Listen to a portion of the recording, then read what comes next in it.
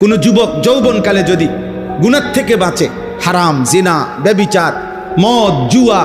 অশ্লীলতা, বেহায়াপনা, অসভ্যতা, চরিত্রহীনতা থেকে বাঁচে, এ সাবওয়া অর্থ আল্লাহ নবী সাল্লাল্লাহু আলাইহি সাল্লাম বলেন, আল্লাহ তাআলা স্বয়ং ফেরেশতাদের সামনে আশ্চর্য, অবাক, আশ্চর্য প্রকাশ করে আল্লাহ নিজে বলে, ফেরেশতা, পরে আমি পূর্ণ যৌবন দিছি, ও আমার ভয়ে গুনাহ থেকে বেঁচেছে, যাও তোদেরকে সাক্ষী রেখে বলছি, আমি ওরে আমার আরশের নিচে ছায়া দান করব। আল্লাহ অবাক হয়, অবাক, আল্লাহ অবাক হয়, আল্লাহ আশ্চর্যান্বিত বোধ করে, ওকে শক্তি দেওয়ার পরেও, যৌবন দেওয়ার পরেও ও আমি আল্লাহর ভয়ে গুনাহ থেকে বাঁচতেছে।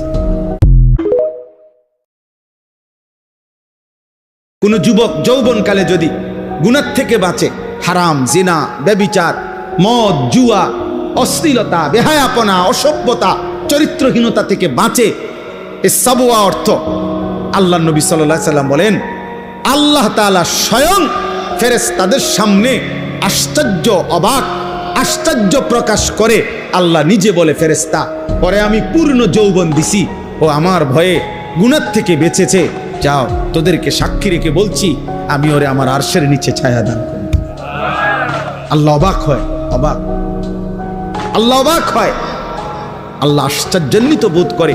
ওকে শক্তি দেওয়ার পরেও, যৌবন দেওয়ার পরেও ও আমি আল্লাহর ভয়ে গুনাহ থেকে বাঁচতেছি।